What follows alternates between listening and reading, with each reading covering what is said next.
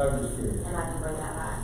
Yeah, I think, but it is left up to the individual schools and band directors to get what they want within that budget. Okay. When we do this RFP, we're gonna ask the vendor to list out basically every item that they have available. They'll price it out, and then we'll give that information to the band director. But they're capped at 500. I'm gonna assume that their cap's at 500. I'm gonna have to go pull and see exactly what made up. It may be too that we give them a budget based on the number of students and the number of pieces that they want, and they just outfit it with whatever they can get for that total dollar amount. Thank you, sir. Mr. Bamberg, just looking, I mean, they're really pretty in a close group there, but I think it'd probably be very good to come up with a number per band uniform where it's a standard number per uniform, and then a standard overage of what their current enrollment in band is. That way, just, if we've got 100 kids, we're going to buy 120 uniforms, and we're going to give you $475 to do it. And if you go over that, you go over that. I mean, I know it's give or take a little bit, but I think just to even the scale out a little bit, we might should come up with some kind of number that just says, hey, here's how our band uniform deal works. I don't know, just a thought. Certainly, we can put something like that in place to make sure we always abide by that, those numbers. And also a reimbursement for cheerleader uniforms for the past 8 years would be I'll start working on that immediately. Any additional comments, questions about that stuff?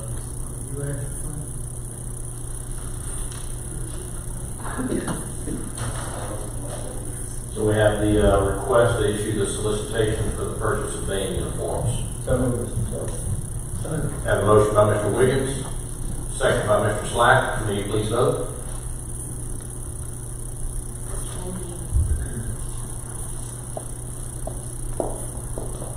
All right, number 4, request approval of Louisiana Compliance Questionnaire presented by Mr. Bamford, Chief Financial Officer. Good evening. The Louisiana Compliance Questionnaire is a part of the audit compliance. This is a questionnaire we're required to complete, and we get the board to adopt or affirm the information in the questionnaire, and then we'll have Mr. Downing sign off on it.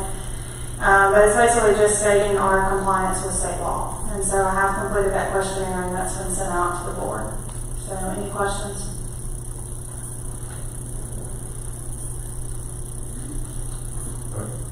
No questions. Do I have a motion for pass?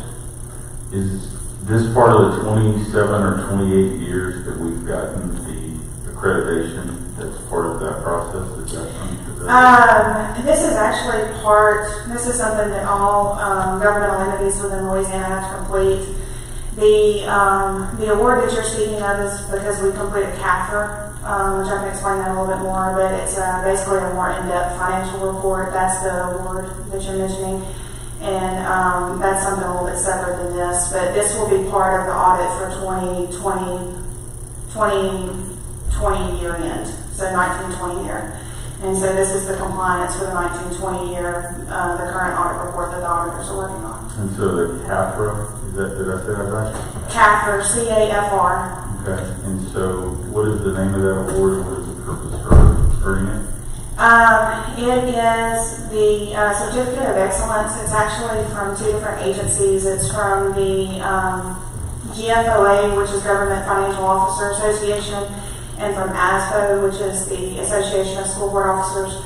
And we submit our reports to them. We have to do some additional work. We have more in-depth financials. We have a transmittal letter that has more in-depth information about the district. We have statistical information that goes back to the past 10 years, and it actually completes a full financial packet that's a lot more in-depth than what we're required to complete. And once we submit that to GFO and ASFO, they review it to make sure that all the required elements are in there. They review the financial position of the agency. They review the information that we've presented. And if they feel that it's at an excellent standard, then they'll award that. So based on the award for the last, is it 27 or 28? The 27th year was the 2019 year. Okay, so that package has been outstanding basically forever since the award, am I understanding? Okay, I just want to make sure I asked that. Yes, sir. Thank you. We need a motion. I did. I'll make the motion. Have a motion by Mr. Brotherton. Sorry. Have a second by Mr. Bass. Committee, please vote. Moving on to number 5, request approval of revisions to budgets for 2021. The first thing you'll notice is that this is not all of our budgets. It doesn't include all of our special revenue funds. What we'll probably start doing is presenting budget revisions more often as different items come up. The primary purpose of this revision was to make sure that we included a supplement as the board requested. And so we wanted to make sure we did an update on the key revenue items, as well as making sure that we did budget for a supplement to give the board the ability to pay one at the end of the year if the funds are available and if the board so chooses. So what I did is the first part of this, the first 14 pages, is going to be the general fund budget revision. In the far left column of numbers, you'll see that's the initial budget that the board approved. The proposed revision or proposed changes are there in the middle, and then the revised budget is that third column. You will see one of the first things that's updated is the MFP. As I'm sure you're aware, the student counts came back better than the initial very conservative projection on student counts, and so I bumped the MFP up to the initial budget award letter, projecting no decrease in MFP for this year from what was initially budgeted. That's going to be the increase there. There was also a small adjustment for the GOSEP. It was just it's a small grant that we got, so you'll see an adjustment across there.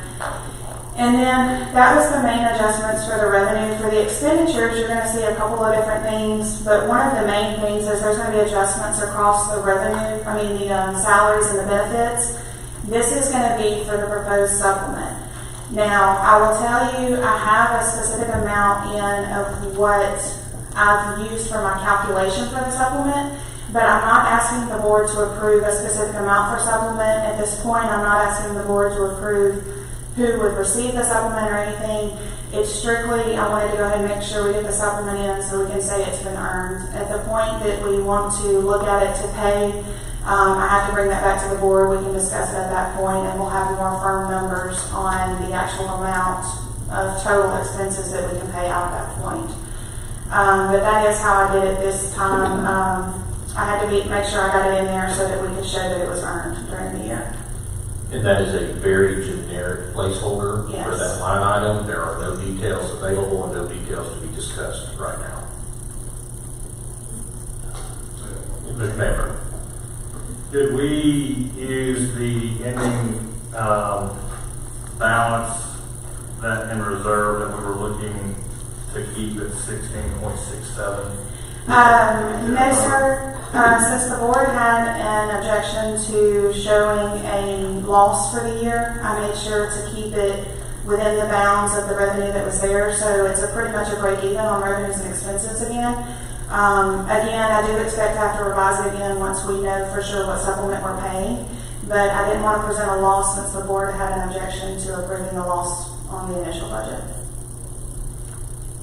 Okay, just to, to the board, every time I guess the question would be, every time we have a little windfall of money, MFP, more students than we have, and that number goes up, are we resetting it 17% or 18%? We're resetting that number.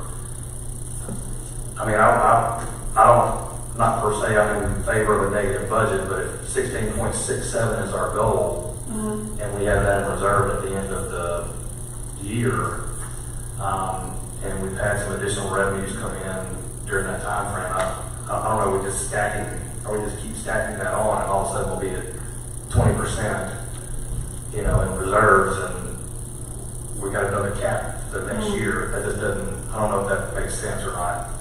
Well, and I agree. I do agree that the amount that we discussed was the 16.6, but As I said, with the initial budget, we were still within that, and the board did not want to approve a loss, and so I did not feel comfortable presenting a loss on this budget, especially since the supplement is so generic at this point. We don't know an exact amount, we don't know an exact number of people, we don't know the exact total expenditure of what that supplement would be. I figure when we come back to actually present that supplement, we'll have to do another budget revision, and we'll have more firm numbers on who the board wants to, how much we want to pay at that point.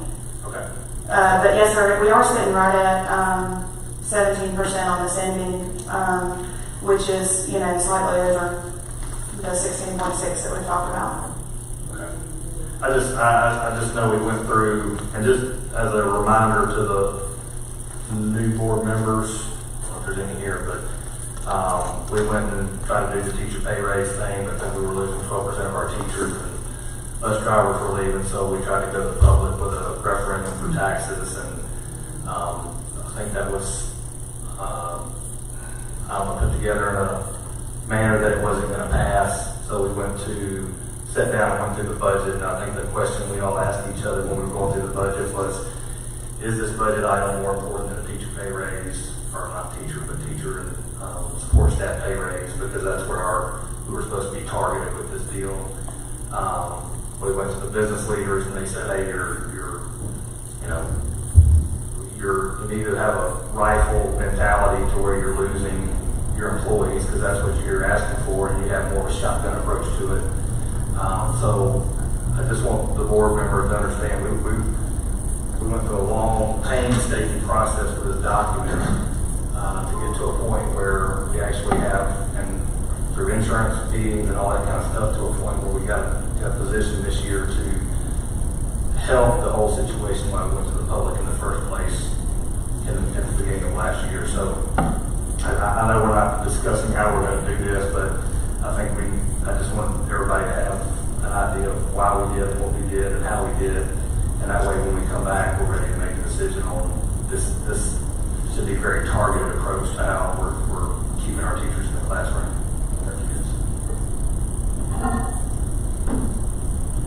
Mr. Bass. When do you suspect we will have a update on what that supplement will look like? When do you think that update will be? March?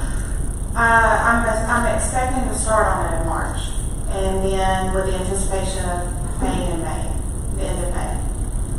So it'll be brought before the board March or April, somewhere in that time? Correct. We'll start with the finance committee with the numbers and present those to y'all and the different options. I'm sure we'll have, at that point we'll know our employee count, we'll know what number we're looking at, as well as by March we've got our largest months of ad valorem. At this point I'm not adjusting ad valorem any. It is up very little, but there's not a specific reason for it being up at this point, and until we get our largest payments, I don't want to hold steady on that. Sales tax is up slightly, but that's strictly related to audit revenue. That's not due to increased sales at this point. And so those two revenue sources I didn't feel comfortable updating, but by March I will feel more comfortable that we can adjust for those as well. So this is quite conservative, the numbers you're Very much so. Thank you.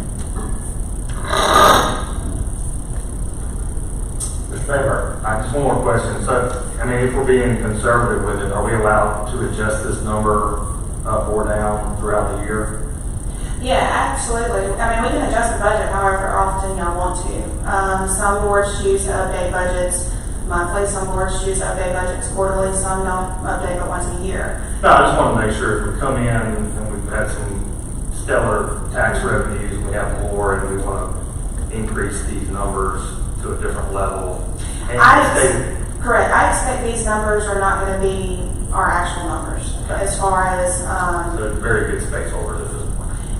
We needed to show that we're budgeting for a supplement. That was the main purpose of this budget revision. All right, thank you.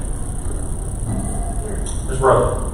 Ms. Bimmer, so let me get this straight. Our reserve, our target is always going to be 16%, 16.6%. Is that where we need to? The actual board policy says that we will maintain 12%, but that we're going to shoot for 15%. I've been asking the board, and we haven't officially revised our policy yet, but I would like it to be 16.67, which is 2 months of reserves, which is the state's best practice as well as the federal best practice. The GFOA that we were talking about, it's their best practice. And so that 16.6 is what we shoot for, and it's 2 months. That's really where that number's coming from. And it's considered the best target for reserves to make sure that you have the funds available to show good financial health. Okay, so it's 2 months work. That's Yes, what I was ma'am. trying- Okay. So anything above that we can get, that we have at the end would be extra. Yes, ma'am. Board.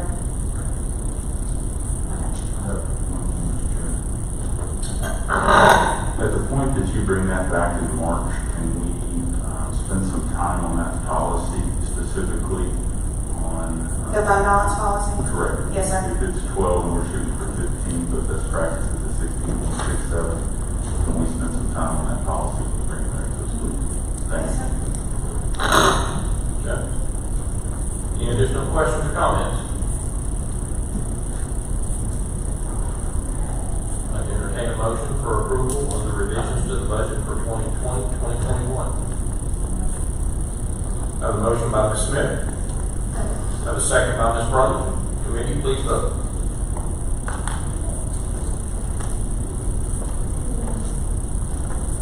All right, moving on, number 6, discussion, possible action, direct deposit policies and procedures. This is something I really just kind of wanted to notify the board of. It's not, I don't think, like an official board policy, but I did want to let y'all know. In the last few weeks, I've gotten a few phone calls that from some of our substitutes, and I guess to give a little history, our full-time employees are required to do direct deposit. So the 25th payroll that we do, they get direct deposit. The 15th payroll is our subs and supplemental pay and things like that we pay. And our substitutes, we don't offer direct deposit at this point. And so our substitutes are required to get paper checks, which are required to go through the mail. And I know some of y'all are aware the mail has been delayed lately. So the subs are having a few issues where they're not getting their checks on time. They're not able to properly plan because they're not sure exactly what day those are coming in. We mail them the same way we've always mailed them. Some of them get them on the 15th like they're supposed to. Some it may take 3 or 4 extra days. What I would like to do is eventually get us to the point, I want to gradually start moving us to where we require direct deposit for all payments, except for like the back to school check and those that we want them to have to come and pick up on site. And so at this point, I want to just open it up where our substitutes and those that are on the 15th payroll can opt in to receiving direct deposit. It's going to make their payments a lot easier. It's actually less work for us. We don't have to run the checks. We don't have to mail them. We don't have the cost of mailing them. And so we'd like to start gradually moving them in that direction. And it'll probably be a 3 or 4 step process, but at this point, we really just want to open it up for the subs that they can start opting into it, as well as our full-time employees that receive supplemental pay on the 15th for any tutoring or extra duties that they're performing. And so if we open that up for them, then eventually start requiring, the direct deposit for the full-time employees that are on that payroll, and then ultimately within the next year or so require everyone to be on direct deposit. And so it was more just wanting to let the board kind of know what's going on and why we're moving that direction. I think it's going to be better for the board as a whole. It's going to help with outstanding checks. We spend a lot of money on stop payments and voiding checks, reissuing checks, remailing, things like that. So I think it's going to help all the way around for the board. Okay. Any comments or actions that we would like to take in regards to this? Recommended action would be To allow us to begin this process of moving to requirements. I make a motion that we allow this process to begin and starting to move our employees, all of them, to direct deposit. Thank you, Mr. Bass. I have a motion by Mr. Bass. Do I have a second? Second by Mr. Backhouse. Motion by Mr. Bass and a second by Mr. Bach. Council committee, please vote. Okay. Ms. Bamberg, any additional information you'd like to share with the committee at this time? That's it. All right. Committee, any questions before we adjourn? Questions, comments? I have one thing. Mr. Bass. I'd like to applaud you and your staff for the 27th year. I know that wasn't all under your tenure, but I know there's a lot of work that goes into that. So I want to go on record saying thank you for the additional step and to keep us between the ditches and excelling at a high level. So thank you very much to you and your staff. Thank you, Mr. President. All right, that concludes the committee meeting.